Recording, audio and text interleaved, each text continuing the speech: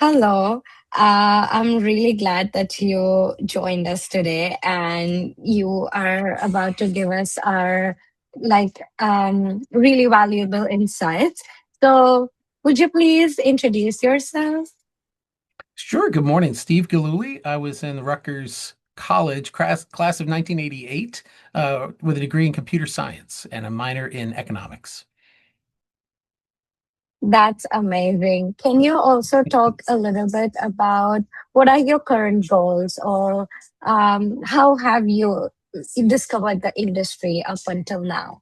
Sure. Yep. I'm currently the Vice President of HR Operations and Compliance for A&E Global Media. A&E Global Media is the company that owns several television networks you've heard of, like the History Channel, Arts and Entertainment A&E, Lifetime.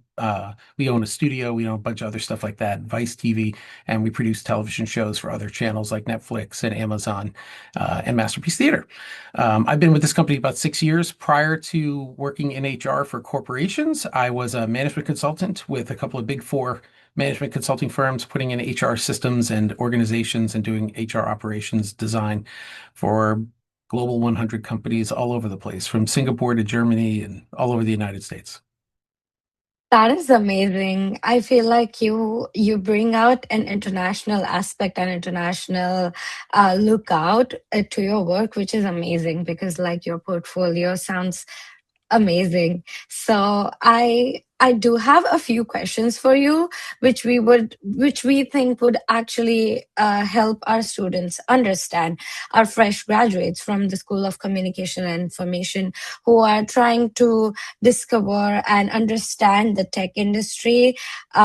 So most of the questions that we get from the students are first that what are the current hiring trends, like how the landscape is changing now with AI in the question and Oh, everything, and current job market. So students usually want to know what hiring trends are being seen in the tech industry for especially for like entry level jobs.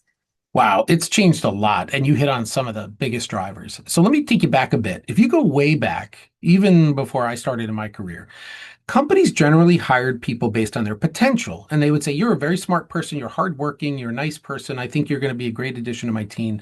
Let me teach you how to do your job. So when I started in my career, my company spent something like 10 weeks training us before we ever went out and worked with clients. That was an investment back then of a lot of money and time to teach us how to do our jobs. Companies don't do that anymore. Companies now want to hire someone who knows how to do what it is they need done. So they don't hire you and then teach you how to do something. They want you to come in knowing how to do it already. So in the technology industry, that meant there was more pressure on, especially students at the entry level, to figure out like some kind of skill stuff. But it was still rational in the sense that it was like something you could figure out, though. You could learn how to program, you could learn how to build a website or learn JavaScript, you could learn object-oriented programming, you could learn some of those things while you were in college or in trade school or even in high school, and you had some real skills. I had a manager who used to describe it like if you see a carpenter on a job site wearing a tool belt, you came out of your schooling with tools. You had tools that you could apply on the first day. You weren't an expert, you were a beginner, but you had things you can do. You had skills. That was what was happening. What's happening now, and your competition, by the way, was all the other people in your situation who had equal skills. And that, the company would pick among you for the person who was the biggest add to the team and had the best skills and capabilities. Seems pretty straightforward, still very competitive, still very difficult. Now your competitor is AI. So you come out and you say, hey, listen, I'm really good. I can build websites. I can talk to you a little bit. I'm very creative. I can create graphics. I can create functionality, and I can really help you. I can help your businesses, for example, get up and running on the web. And the person on the other side of the table says, yeah, I got it.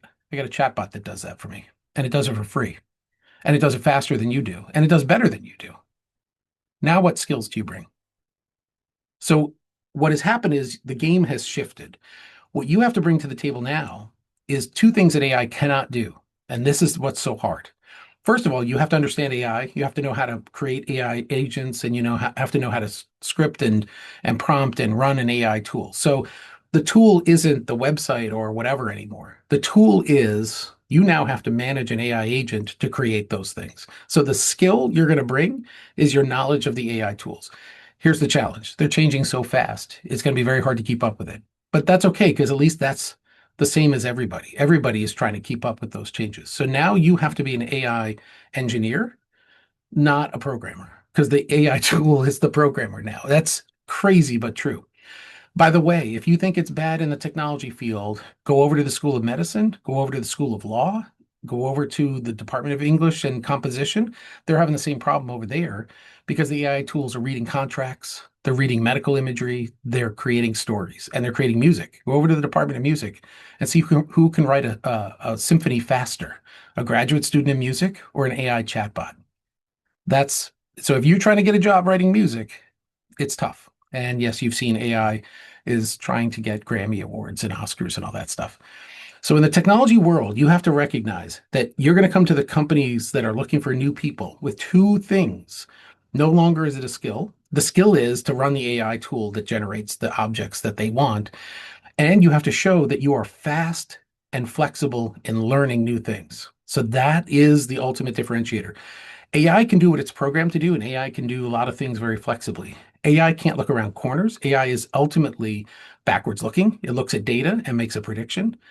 Humans are predictive. Humans are creative. Humans can set the direction around a corner that an AI tool cannot. And humans do a better job at empathizing and communicating, which AI tools can fake, but they really can't do. So again, as a new worker, I would say your challenge is to talk to a company about how you can be a good team member, hardworking and contributing, and how you can harness this new technology for the benefit of the company. Here's what you shouldn't do. And this comes from, I've been in industry a long time now, and in my role in human resources, we see a lot of candidates coming in for lots of different jobs at all different levels, executive all the way down to entry level. What you have to make sure you do is tell that company you're going to add to the team somehow. You're going to add to them by being more creative. You're going to be hardworking. You're going to be dedicated and focused. What you can't do, and this is a bit of a shift for some, especially at the entry level, you're moving from a world where you have been the customer, basically. You are the student and you're paying a lot of money usually, right, to get taught and exposed to new ideas and new tools and things. And ultimately, every place you've been up until now kind of cared what you thought. They cared about whether you were successful or not. Businesses are less concerned about that, except for their own self-interest. I mean, a business wants you to be successful in a way that helps them. So you have to recognize that you're no longer the focus. The business is the focus, and the purpose of the business is now the focus. And you have to talk in language about how you are going to contribute toward that focus, that purpose. So again, if you're going to go to a bank or an insurance company or a pharmaceutical company or a media company or whatever, understand a little bit about the business, definitely understand a little bit about the industry that they're in and what are the big trends going on in that industry so you can talk intelligently about that job in its context. But it's not about you. So be careful. Later in the conversation, if you're going to get hired, there'll be a point in time where you talk about how much you're going to get paid and how many days off you get, those kind of things. That's important too. That's not the beginning of the conversation. The beginning of the conversation is how can I help your company be more successful, and why you should add me to your team, and why I am, and all that good stuff that I'm talking about, why you should pick me over all the other great people that you're talking to. That's the toughie. You got to be flexible, smart, hardworking, and you got to sell yourself a little bit too. It is not easy. And that is why not everybody has like an amazing job on the first day after they graduate. It's tough. And by the way, if you think that's tough, come on over to the other side of the table and you talk to companies about how they're hiring and how much they struggle to find that person that I just described. That they look at tons and tons of candidates. I'll give you an example. We opened up a position several months ago, a very senior level position, senior vice president type level. Within the first hour, we had almost 400 applications. So we have to figure out how to go through all of those. And it's not that hard because most of the applications we get for a position are grossly underqualified. Meaning, if we post a position online that says you must know how to do these three things, hundreds and hundreds of applications come in And almost all of them are missing all of those three things. They're completely missing the things that the position requires. So that's easy. The recruiters just filter through and see, you must have experience in sales. You must have a law degree if you're going to be an attorney, like those kind of things. And we'll have an attorney. You'll see companies post a job for an attorney, and you'll see hundreds or thousands of people apply to it who don't have law degrees. So please don't apply for jobs that you're grossly unable to do because of those kind of requirements. It's okay to stretch a little bit. Like if a company says we need 5 years of experience and you only have four, that's a stretch. That's something that's worth talking about. But if the company says we need a degree or a certification or a license and you don't have it, there's no point in putting your hat in the ring for that because it's not going to work. The company on the other side is filtering through all of that stuff, trying to figure out who has the right background, who has the right experience, who has the licenses, certifications, and they narrow it down to a very small pool. So again, it's you have to stand out from that crowd. And what's interesting is, back when I was in beginning of my career, we used to mail out, I know you're going to laugh and roll your eyes, but you used to mail out your resume. You print it on, and so people would go buy fancy paper and put it in the printer. Like, ooh, nice envelope, so it looked really impressive. That kind of stuff is way gone, obviously. Same thing with the formatting of your resume. You have to have the key information in there, but how it looks is less important because, as you can imagine, it's all scanned and uploaded into computer systems that are really what presents the data to the recruiter. So focus less on the formatting, more on the content, and talk about where you've been, what you've done, and what you accomplished. And again, don't undersell yourself in those kind of in your resume. If you've had a job, I don't care what it was. You could have been raking leaves, you could have been cutting grass. That doesn't matter. Talk about what you did, how you made an impact, and what you learned from it. If you can do that, you're gonna set yourself up for as much success as you can have. And then it's all to the guy on the other side of the table who's trying to weed through all those different resumes. And if you find a perfect job and you don't get it, it's okay to let the recruiter know at the end of the conversation. I understand I didn't get selected for this position. Congratulations that you found someone that would match. Good luck. By the way, I really was impressed with your company. So if there are any other opportunities that you think might match my background, I would love to be considered for that. That shows two things. Shows your humility that congratulations, you picked somebody else. That's humble. Number two, it shows that you actually did care about the company. You were like, I'm glad you found someone that's really going to be a success for you. And number three, you really are committed to that business a little bit by saying, hey, I really learned a lot about your company and I like it. So please keep me in mind for the future. The last thing you should do is the opposite of that, right? And say like, oh yeah, well, I never wanted to work here anyway. So don't do that kind of stuff. Believe it or not, the recruiters will remember you. You'll make a strong impression in the wrong way. So it's tough out there. It is not an easy process. I think that was a lot of great insight, and we touched on like almost all the points, and I feel like it was like you guided me through the entire process from like start to the very end of it. And well, I'm from like a communication background, and I didn't think of it, but all of this advice that you just told me literally applies to anyone, like including me. Like I can get to I learned a few things which I'm going to implement when I start like applying for jobs now, Mhm. because that was some really practical and useful advice. And I remember you talked about upskilling and not underselling in your resume. So, like connecting back to that, um, if you like with the current situation and the current demand of the industry, what do you think would be the three most really important skills that Mhm. everyone or every student or maybe a fresh graduate should have in their resume if they're applying for any tech jobs, and how do they maybe not undersell those three important skills?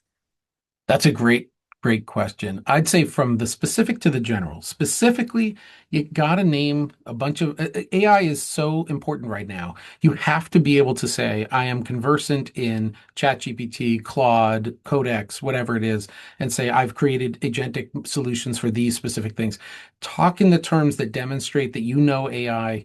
Because again, if you're looking for entry level technology industry, you have to be adept at these tools. These are the tools that the industry is talking about. Be adept in those, and don't just don't just throw out the buzzwords. Be ready to answer questions on them. Actually, they're all free. You can go online and just play around with them. Google and other companies have free training courses on these, LinkedIn Learning, all that kind of stuff. Use all of them. Take those Yes, you're going to lose a couple of days in the library just sitting there doing them. Be adept at creating agents, creating chatbots, whatever it is, so that you can show how to use these things. So number one, that's the task skill level. I think the second thing that every candidate needs to know how to do is to be able to make a point and communicate it clearly. So be able to sell yourself in a concise and specific way and say, I've done these things and they had these impacts. Same thing as you put on paper in a resume, be able to say that in a video call, similar to what we're having right now. Be specific, be on point, be timely. And the third thing is be able to show that you know how to take instructions, follow them, and come back. And again, remember, you're at entry level, you're coming in the beginning of your career. So you're not the guy who's deciding the strategic direction of a major global corporation yet. You'll be there someday. But right now, your job is to take direction, follow through, ask appropriate questions, and come back when you're done. So we were talking before the call a little bit about something silly, like if you were hiring someone to shovel snow, you want to know that person's going to go out, shovel the snow, and come back when they're done, or come back when they ran into a problem. Hey, my shovel broke in half, or something like. You don't want to have to go out there and look for the person and say, "Are you doing what I asked you? Like, where'd you go? Like, what happened? Why are you standing there? Oh, the shovel's broken. How long have you been standing there with a broken shovel?" Don't be that person. You want to show again. So in your initial contact, show that you know how to take instruction, solve problems, and come back for the next thing. You're going to laugh when you hear that because you're going to be like, well, of course, like what else is there? There are a lot of people that stand there with a broken shovel waiting for to be told what to do. Don't be that person.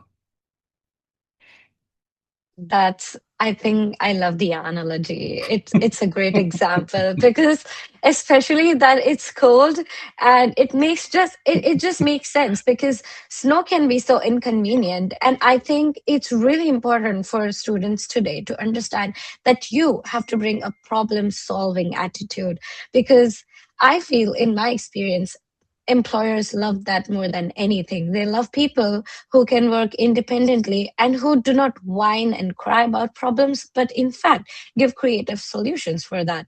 Connecting that to how you said, what is the difference between like most of the things that we do, like in the tech industry, can be done by an AI tool.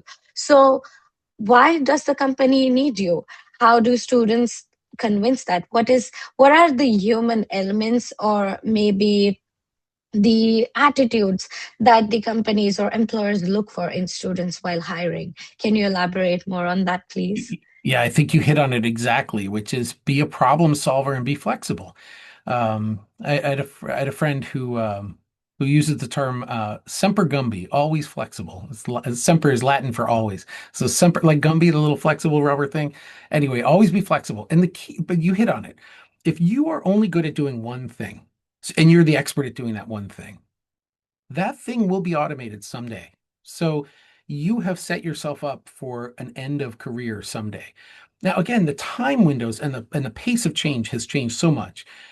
I worked with people at the beginning of my career. I remember one person, we were replacing a computer system, and this person was very nervous. And she said, I am an expert at the old technology, and I've been working in the old technology for 20 years. I don't think I want to learn the new technology. And her boss said, well, if you haven't noticed, the old computers are going, like, we're unbolting them from the floor and taking them away. They're going literally and figuratively going away. If you don't learn the new thing, there's nothing to do. But that took 20 years for her career to do that. That could happen to you in 6 months now. You could be, I mean, for example, I think it was last year about this time, the hottest job on LinkedIn in December of, was that 2024, I guess, was chat prompt engineer. So these are the people that created the good prompts that really got the most out of AI tools. Within 3 months, that job title disappeared because the AI engines no longer needed finely tuned prompts to get you the results you wanted. They built the engines so now they could take vague prompts and you didn't have to be an engineer anymore to get the answer you needed. So that job went from number one to disappeared in months rather than 20 years or decades. So I think the key is the person who learned how to be a prompt engineer and was really good at it in December had to learn how to do something else by April. So if you're flexible, you are that person. You get good enough at it to be the expert and not married to it so much that you can't let it go when it evolves away. That again, everybody's always been good at that. If you look back at, two generations back, you'll see that farmers and construction workers and office workers, new technologies came and they learned the new technologies and they evolved with them, whatever, but it took years. And then it took months, and now it's taking days. So I think the key is it's about the flexibility. You're a team worker, you're smart, you're flexible. You can show that you learned how to do this new thing you're using now, and you can learn the next thing too. That's what a company needs, and that's what a team member is going to do. The other part of it is, that's the first half of your career, and we could talk in another time about the second half of your career, which is the second half of your career is getting the most out of your team. So that's the people management and the dynamics and the planning and all that kind of stuff. Completely different. But you have to get through that first phase before you get to that level. So unless you can jump, unless you have a nice relative who owns a corporation that can throw you right in at the top level, I don't, apparently. You got to come up through that bottom level. So you got to show that you can learn new things, apply them, and shift when those things change. I think it's going to be like this for a while now. I mean, if you just look at just while we're talking here, it's a Friday. Just this week, twice there have been shocks to the stock market when AI tools have come out that replaced whole industries. One replaced the legal and medical review industry, and another one came out that replaces financial planning. So, like all the stuff that the big companies that tell you what you should do to plan for your retirement. Well, now there's chat agents that can do it just as pretty much as well. At least that's the claim.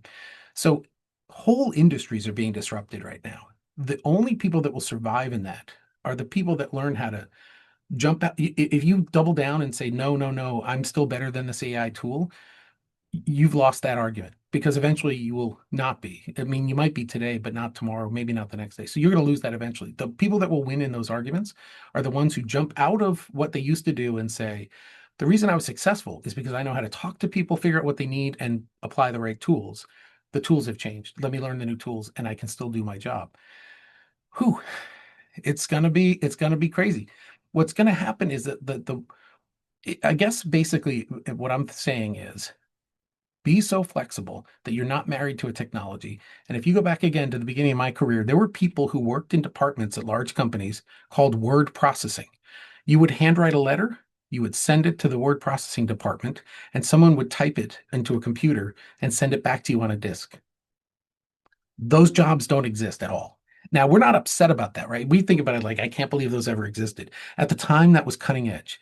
Those jobs don't exist at all. But the reason we're not upset about that is because those people and that effort and all that stuff became much more automated, much more simplified. And now it's all, you can literally transcribe it on your phone and talk into your phone and it'll send out a letter for you. You don't even have to know how to type anymore. AI is going to be that disruptive as well. In a constructive way. It's going to change how we do our work. The things that used to require people and organizations to do for us are going to become automated, and they're going to become so low cost they become available to people that never could access them before. So that's going to be the plus. Unless you're one of the people that did that work, that's going to be a big disruption for you. You have to find a way to manage this new technology and use the new technology to generate value for a company or an organization. And if you can, you're on top of this change. You're thinking about it surfing. You're on top of this big wave of change. Just don't let it crush you. That sounds comforting as well as a little scary. Yes, if you're a I'm word I processing department member, yeah, it's pretty scary. Yes, it is. It can get a little bit exhausting for all the students to like trying to stay relevant all the time with changing like trends. And it Yeah. can be a little confusing in the But here's the beginning. thing, though. I think you're right, but you're onto something, which is here's what's scary. If you thought your job, well, let's look at financial planning, just as an example. I'm not a financial planner. I don't know much about it. But if you thought your job was to create the plan document that I hand to the customer, you're wrong. Your job was to create the idea and communicate it to the customer. So the mechanical part of generating a document full of all that good advice and the very specific financial recommendations can be separated. And so that's going to be done by an AI tool. and it'll do a better job than you did because it has access to more options and information and trend data, and it can consume all that at once and give a better document than you could have created on your own. So what you really have to recognize is that your job wasn't creating the document. Your job was delivering that document to the customer. And you're trying to Mm-hmm. generate value in that relationship and in that conversation. So if you do Mm-hmm. that, what you've recognized now is that instead of it taking a month to prepare for that meeting, it takes an hour. And you can have now 30 of those in a month instead of two because it takes so much less time. Now, it also means that your company, instead of needing 100 of these analysts, might only need five. Or if it's a good company, they'll find more customers so that those 100 can service thousands of customers they couldn't service before. So I think that's really the paradox. Either you automate the work away and shrink, so you do the same amount of work with less people, which is too bad, or you do the opposite. You use this efficiency to grow and you can deliver services to more people at lower cost and do better. So if you're doing good things, like if you're delivering, imagine if you were a financial planner and it takes you a month to create one, in our example, and now it takes me an hour. What if I spent some of that extra time I just gained doing financial plans for people that could never access those before? Low income people that really could benefit from some of the planning and some of the ideas, that could learn how to do savings and get themselves moving up in the economy, that kind of stuff. You never could do it before because you didn't have the time and you couldn't invest that level of cost, but now you can because AI can simplify it so much. Now you may not do all of that stuff because those folks may not pay as much as the high net worth people might have paid for that same plan. But my point is, like a restaurant, you suddenly have more customers. So you create a diversity of products and services at different price points, all that kind of stuff. So all of a sudden, the automation lets you grow into this change rather than shrink into the change. That, and again, if you grow into the change, you need more people, and so we're back to creating work and we're creating jobs again. But it is not easy. It takes some creativity. It takes this is called creative destruction. You're destroying the old way of doing things, but you can create your way out of it to create something new. Mm. That creative destruction. I like how we've coined that term. And by the I way, it's terrifying. I'm sitting here smiling as I say this because I'm not a financial planner as I make this example. If I was, I'd be terrified. It is very frightening to go through this kind of stuff, but it's necessary. And to avoid it, to ignore it and avoid it is really, that's the only way you can really get crushed by it, is just to sit there and honestly look yourself in the mirror and say, oh, this will pass. AI is going to pass. It's just a trend. It's a trend. Yeah, It's not a trend. exactly. I feel like students today really need to show that they can work with AI and they can not just like, oh, I know I'm better than AI, my ideas are original, but you can't pump out like 100 ideas within 10 minutes, and AI can do that. And so I really think students need to befriend AI instead of being scared of it, and show the employers how they can work independently along with AI without needing much interference, which Yeah. is, I think, the need of the hour. Um, Talking a little bit more about that, I also wanted to know, can you have you seen any of the most popular tech jobs right now, and any popular trends that students should definitely like as a non-negotiable know about? Well, yeah, you definitely, most of the time, I think, again, it changes every few cycles of technology, but it used to be reliable. When I say used to be, a year ago, that a lot of the entry level positions in tech were around things like web scripting, creating websites, that kind of stuff, or even just entry level programming and report writing and data analytics, that kind of stuff. And everything I just said is you're thinking, hey, doesn't AI do all that? And the answer is absolutely it does. And it does it much cheaper and faster and better. So, what I really think the entry level skill that you need to have right now is to be an AI engineer. You need to be able to take the existing AI tools and apply them in a creative way to solve a problem. So what a company's looking for is someone to join their team that can pick up those AI tools and run just as fast as the team is trying to learn how to run now. Because remember, these companies are also trying to adopt these new tools, and they're all growing and learning and growing and learning. They're struggling to use these new things. You need to jump in right in the middle of that learning curve and say, hey, I'm with you. I haven't been doing this for 10 years like you guys, but I do know how to use these tools. And here's a couple of creative things we can do with them. That's how you hit the ground running with a new organization as an AI engineer. Now, the other thing is, I mentioned before, don't be surprised if you're going to be humbled. So you're going to get into that organization. You were the smartest person in your class in school. You were the smartest, sharpest. You learned the AI stuff faster than anybody else in your class. You are probably average when you get to your first paid position. And all the people around you probably have all the same level of skill plus decades of experience.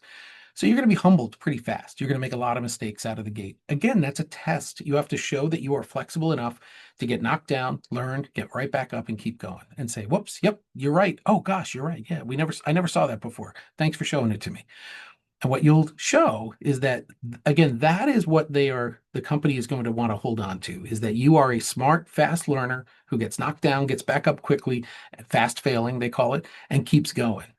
Because then, no matter what the technology is, you're going to be part of my solution. You are someone I want to have on my team.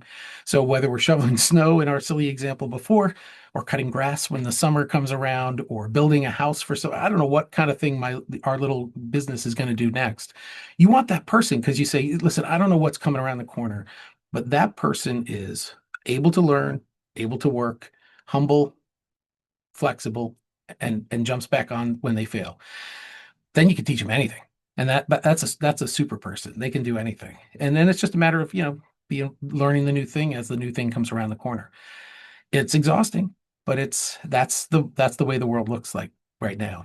And we if you go back, we thought the end of the world was coming in business every few years. It was, oh, all the mainframes are going away. Well, nobody cares anymore. Oh, all the servers are going away. Nobody cares anymore. Cloud computing, nobody cares anymore. Big data, nobody cares anymore. Data analytics, nobody cares anymore. AI, someday nobody's going to care. It's going to become just the regular way we do work.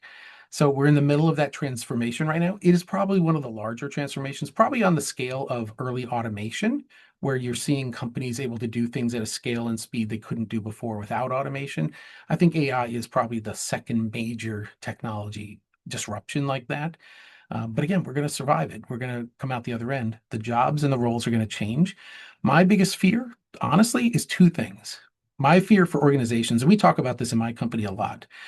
If you automate those entry level jobs with AI and you eliminate all the low level lawyer jobs and doctor jobs and teacher jobs because you're using AI, great. You gain a lot of efficiencies, you get a lot of speed, a lot of quality in some cases. But where do your experienced people come from if there are no entry level jobs? You can't just jump in as a supervisor of doctors. You had to start off as a doctor. So where do those new doctors start their jobs if we've eliminated those jobs with AI? They do different things is the short answer. So we have to get to that way of thinking sooner than later. So we have to think about that and where we get tomorrow's leaders from and build them up. And the other thing, just being honest, we should not as a society be working really, really hard to eliminate work from or eliminate jobs for people.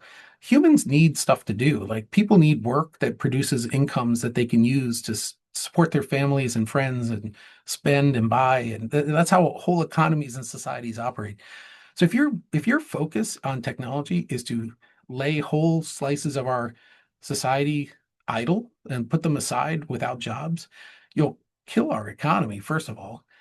And who wants a world where everybody's just sitting around unemployed? So I think we have to be more creative about keeping people busy and using those people to generate value for our society and using AI as the machine, as the tool that we need it to be.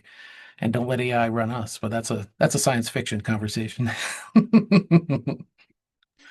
I think you wrapped it up in a really beautiful way with, the little bit advice to like maybe the future leaders and the current leaders, and also like the fresh graduates, the current workforce that is going to step into the industry as new hatchlings now, if I may say. But yes, I feel like this entire discussion was so informative, and we touched a lot of different points, and it was quite realistic and practical, but also not scary. So I think I really appreciate how positive you have been through in this entire discussion. And as a one last piece of advice, is there anything that you would, or a message that you would like to give to the new and upcoming, like, fresh graduates who are going to start applying or already have? Yep. One last thing. Get out there and apply for the jobs. Don't, again, with the caveat, don't apply for jobs you can't do at an obvious level because that just wastes everybody's time. But if something's looking for five and you've done four, it's okay to apply for that job. Make your case, be confident, get in that. If you get that call with the company, and it's okay to tell them, I just want to work with you and I'll do anything you need. I just, I want to be on your team. It's not going to work. And here's the other thing. It is not going to work every time. It's not going to work. You're going to find a company you really want, a role you really want, and you're going to think you're a perfect match. You're going to be better than a perfect match. You've been there, done that. You're awesome. You're not going to get that job. It's going to be super frustrating. Keep at it. Keep trying. Keep at it. Network. You think networking is going to cocktail parties and meeting your neighbor's uncle who's a banker. What I'm talking about is the people you're sitting next to right now and the people you go to class with right now are all talking to other people out there. Talk to your friends and neighbors and colleagues and whatever's participating social groups at school and all the rest. And when you look for a job and you say, oh, that's not for me, think for a minute. Do you have a friend that it might be a fit for? And share it with them. If everybody does that, you're all going to be doing much, much better. I just had a friend of mine I used to work with in Denver, Colorado, who said, hey, I'm looking for a person who's an HR manager. Well, I happen to know someone who I also used to work with at a different company who lives near Denver, who is an HR manager, whose company recently laid her off. So I was able to connect those two people. And I don't know if it's going to work out, but they had never met each other than I used to work with each of them a decade ago. So be that person that helps other people make those connections, and you'll benefit from that too. So keep at it, help other people with the network, stay positive, apply, apply, apply. You just get out there and do it. You never know. And also be ready to be surprised. And when you get a weird phone call from a recruiter or whatever who says, "Hey, would you like to come work for this organization or whatever? How about are you interested in this job?" And it's nothing you ever considered before, be open-minded. Remember, a job is better than no job. So, and you're at the beginning of this long journey. So start off, be ready for some surprises, show your value, and keep at it. Good luck. I think that was great, especially the part where we talked about giving it back, because application process can get a little frustrating. And I feel like it's a very good point of time for students to realize that connections, the empathy, and the emotional attribute that we have towards each other is also really important. And I feel like that's a great point to remind each of us every single day the difference between us and AI. Exactly. I'll give you one last example of that. I worked with a person who had applied for, this person was looking for a medical school role, and he really wanted to go to this one program. I love this person because he was so optimistic about it. He applied for this place he really, really wanted to go to, and he applied to a bunch of other also places. And I think the analogy is good for the job market. The place he really wanted to go put him on the wait list, and he was very disappointed. He was like, oh, he got accepted to a couple other really, really good places. And he was like, they're good, but they're not what I want. They don't have what I really, really want. This place really had a combination that's unique that I really wanted.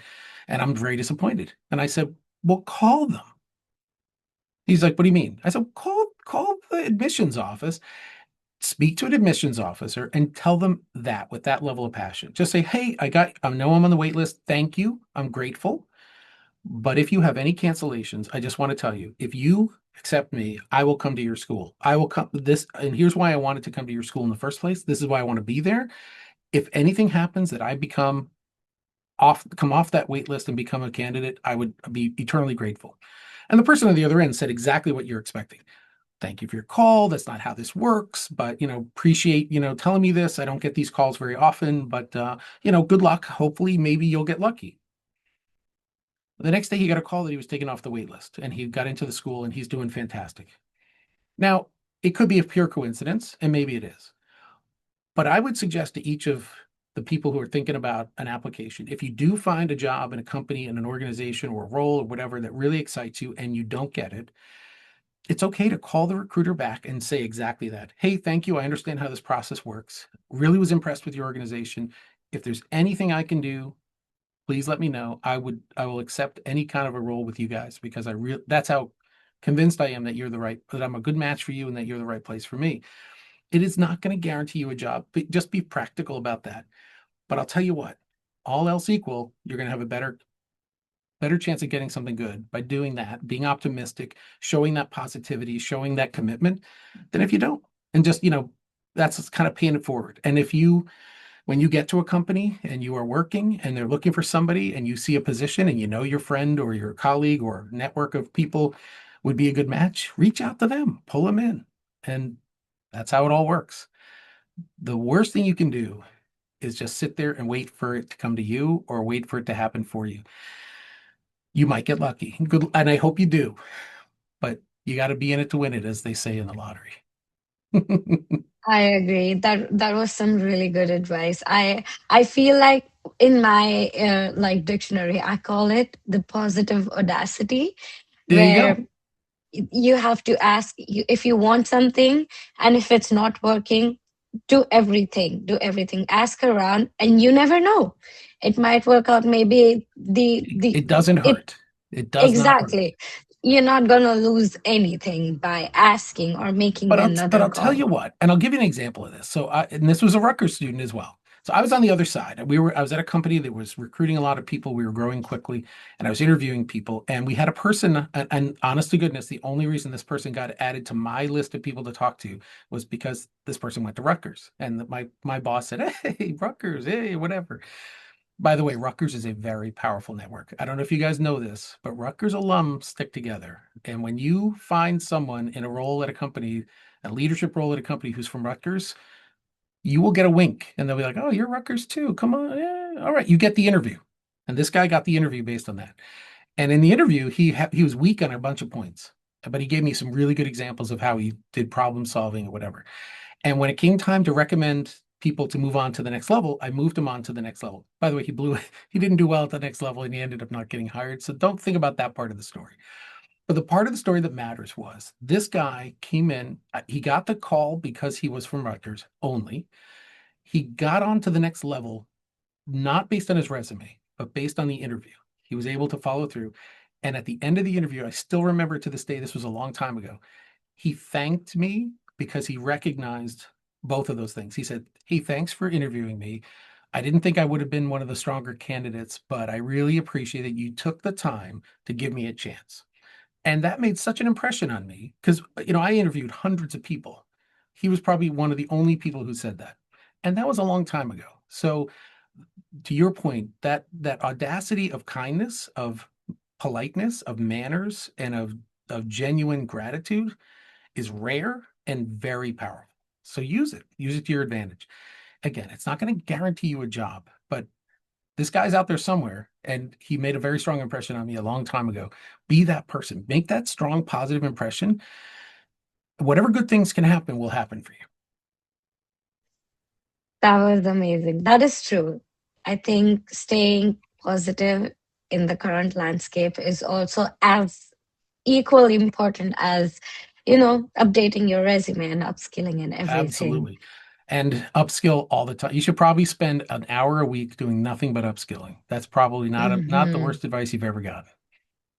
Yes, an hour a week is definitely some really easily achievable. So Exactly. If you spend an hour a week at a coffee shop, you can spend an hour a week learning a new AI tool. 100%. That was an amazing, really informative and insightful conversation. And I'm glad I could help. I'm so glad you agreed to do this with us, because everything that you said comes from a really practically backed experience, and it is definitely going to help all of the students to understand how to navigate through like tough times which are happening right now and still land a job, stay hopeful even if it takes time. So I'm so glad. I really appreciate that you agreed to do this with us. It's been my And pleasure. It's thank nice meeting you. Thanks on a chilly Friday morning. It's good to talk to you. And please keep me in mind if I can help with anything and go RU. 100%. I'm so glad you did this, and I did take a few notes, and this will obviously I'm trying to thinking of making content out of this interview. So I would really appreciate it if you can email me some of your professional headshots so I can add your amazing quotes, a few things that you said in between, and I can Hmm. add those quotes and maybe create new content and have it up in our newsletter on our website and make marketing materials out of it. If Fantastic. I you're will do. There you That's go. really amazing. I just sent you my headshot. There you go. That's that's me Thank you looking so like young much. and active.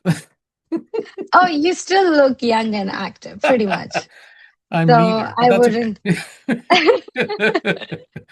the It's okay. energy, the energy, it radiates through the Well, screen as that's, well. I got to be honest with you too. It's funny because when I talk to people, especially in corporate settings, one of the things that I try to bring to any conversation is a little bit of that energy. And it's funny because again, that is not as common as you think. You have the same thing. You have this, you're enthusiastic. It's early on a Friday, and anyone who's in a university setting knows that Friday mornings are usually blocked out on their calendar for other things.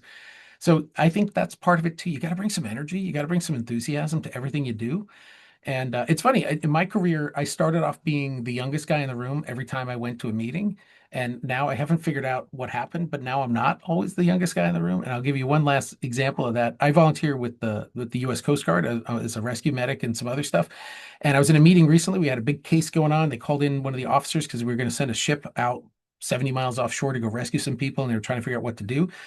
And so we're standing around talking, and the commanding officer of this ship, he's an officer, he's a commissioned officer in the Coast Guard. He's very serious. He's in charge of a whole ship, has dozens of people working under him.